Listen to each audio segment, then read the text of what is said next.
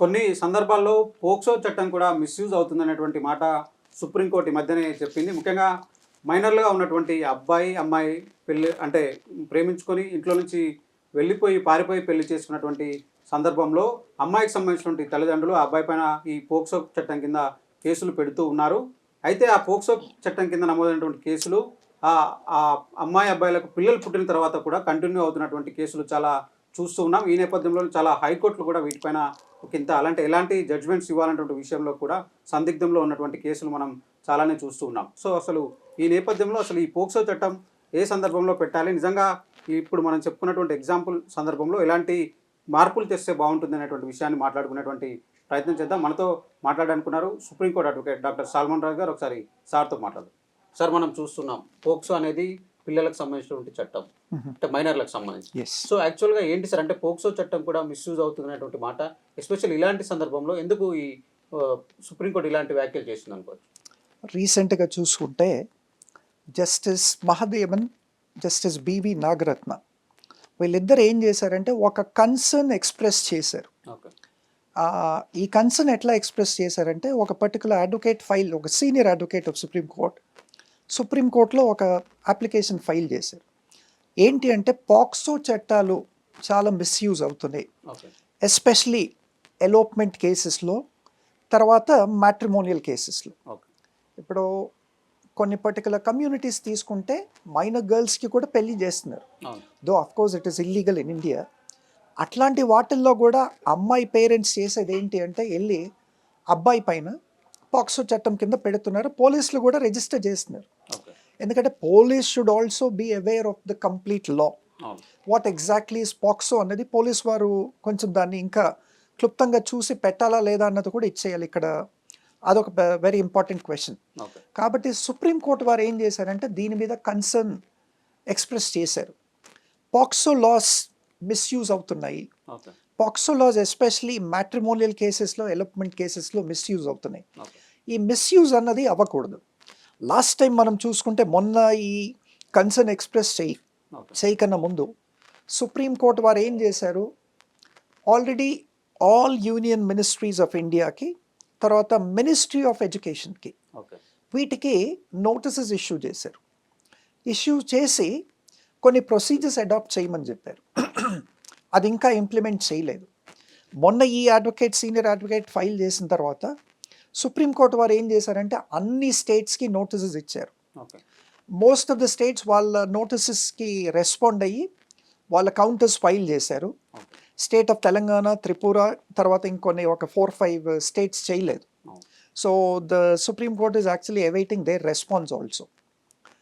ఎందుకు సుప్రీంకోర్టు వచ్చేసి concern express చేసిందంటే పాక్సో అన్నది ఒక చట్టం అండి, పిల్లల్ని సంరక్షించడానికి తెచ్చారు. పాక్సోని ఎందుకు తెచ్చారంటే అదొక special minor act to protect the rights of children. What kind of rights? Especially POCSO అంటేనే prevention of children against sexual offences. ఇది పాక్సో. ఈ సెక్షువల్ ఆఫెన్సెస్, ఒక మైనర్ గర్ల్ ఒక అబ్బాయిని ప్రేమించడం తప్ప అన్నది ఒక క్వశ్చన్. ఒకవేళ ప్రేమించి పెళ్లి చేసుకోవాలి అనుకుంటే, ఇంకా మేజర్ అవ్వకన్నా ముందు చేసుకుంటే, ఆ అబ్బాయి పైన ఆ అబ్బాయి మేజర్ అయి ఉండొచ్చు, ఆ అబ్బాయి పైన పాక్సో చట్టం పెడితే అది ఎంతవరకు జస్టిఫైబుల్ అన్నది ఒక కన్సర్న్. తర్వాత ఇద్దరు అమ్మాయి అబ్బాయి ప్రేమించుకున్నారు. అబ్బాయి ఇక్కడ మేజర్ అయినప్పటికీ, అబ్బాయి అడల్ట్ అయినప్పటికీ, అమ్మాయి మైనర్ అయినప్పటికీ, ఆ అమ్మాయితో ఎలోప్ అయ్యి అంటే లేచిపోయి ఎక్కడైనా ఉండడం, ఎక్కడైనా పెళ్లి చేసుకుంటే పాక్సో చట్టం అప్లికబుల్ అవుతుందా? ఇట్లాంటి కేసెస్ ఎన్నో జరిగినాయి ఆల్ ఓవర్ ఇండియా. వీటిల్లో అమ్మాయి పేరెంట్స్ ఫస్ట్ చేసేది ఏంటంటే పోలీస్ స్టేషన్కి వెళ్ళి అబ్బాయి పేరెంట్స్ పైన ఫస్ట్ పాక్సో చట్టం, అబ్బాయిని పాక్సో కింద బుక్ చేయడం. వాళ్ళ పేరెంట్స్ వీళ్ళంతా కూడా ఒకవేళ వీళ్ళని ఇంట్లో ఉండనిస్తే వాళ్ళు కూడా ఈ పాక్సో, ఈ సెక్షువల్ ఆఫెన్సెస్ చేయడానికి వాళ్ళు కూడా సహకరించారని చెప్పి వాళ్ళను కూడా అక్యూజ్ నెంబర్ 2, 3, 4, 5 చేసిన ఉదాంతాలు ఉన్నాయి. ఇట్లాంటివన్నీ కూడా అరికట్టాలని చెప్పి లాస్ట్ టైమే సుప్రీంకోర్టు వారు ఈ యూనియన్ మినిస్ట్రీస్కి, మినిస్ట్రీ ఆఫ్ ఎడ్యుకేషన్కి నోటీసెస్ ఇచ్చారు. దీంట్లో ఏం చెప్పింది సుప్రీంకోర్టు అంటే, ఫస్ట్లీ మీరేం చెయ్యాలి అంటే సెక్షువల్ ఈక్వాలిటీని ప్రమోట్ చేయాలి. ఓకే. మొన్న జస్టిస్ నాగరత్న గారు తర్వాత మహాదేవన్ గారు ఏమన్నారంటే ఈ పాక్సో చట్టాలు మిస్యూజ్ అవ్వకూడదు అంటే ముందు సొసైటీలో అవేర్నెస్ క్రియేట్ చేయాలి. అవేర్నెస్ ఎట్లా క్రియేట్ చేయాలంటే సెక్షువల్ ఈక్వాలిటీ అవును. అంటే మేల్ ఏం తక్కువ కాదు, ఫీమేల్ ఏం తక్కువ కాదు, మేల్కి ఫీమేల్ తక్కువ కాదు.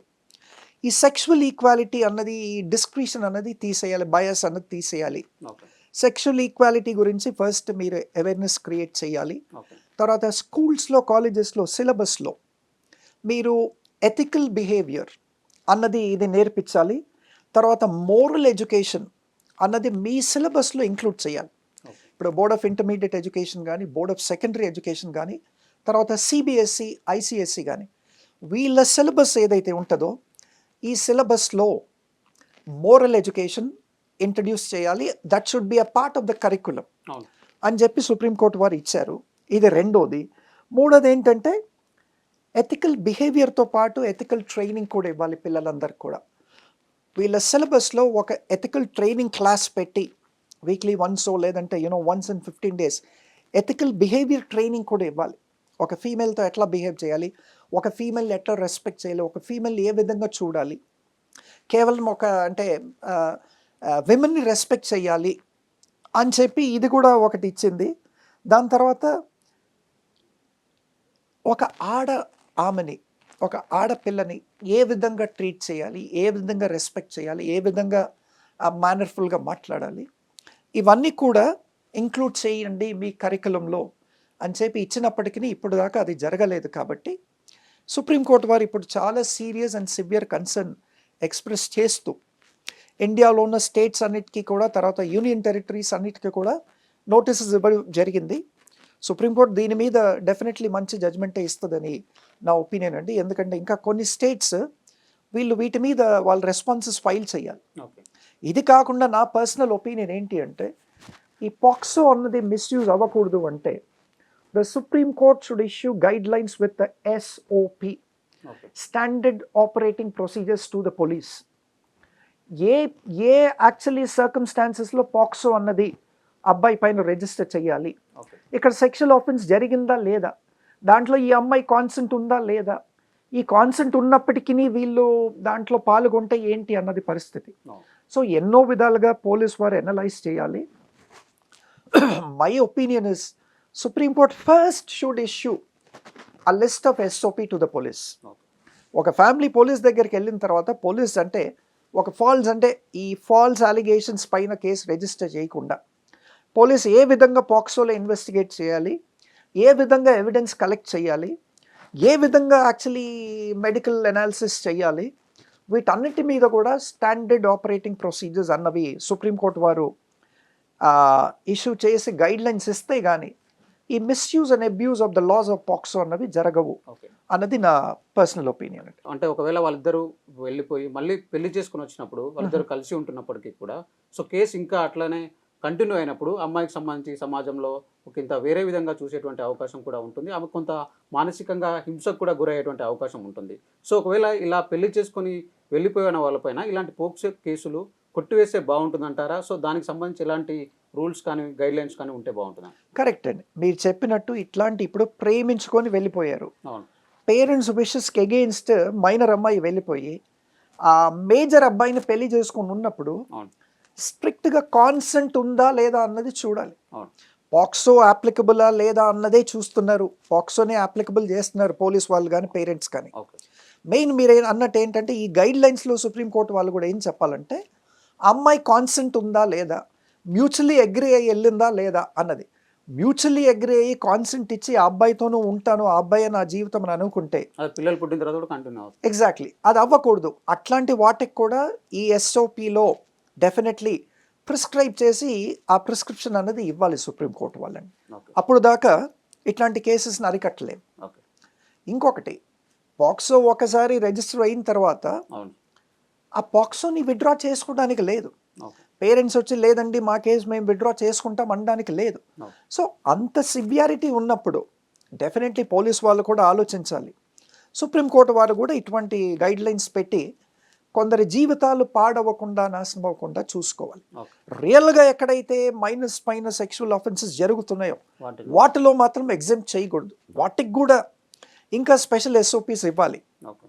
సో అప్పుడు కానీ దీన్ని అరికట్టలేమండి. ప్రమోద్ శ్రవణ్, ఏబిఎన్ ఆంధ్రజ్యోతి, హైదరాబాద్.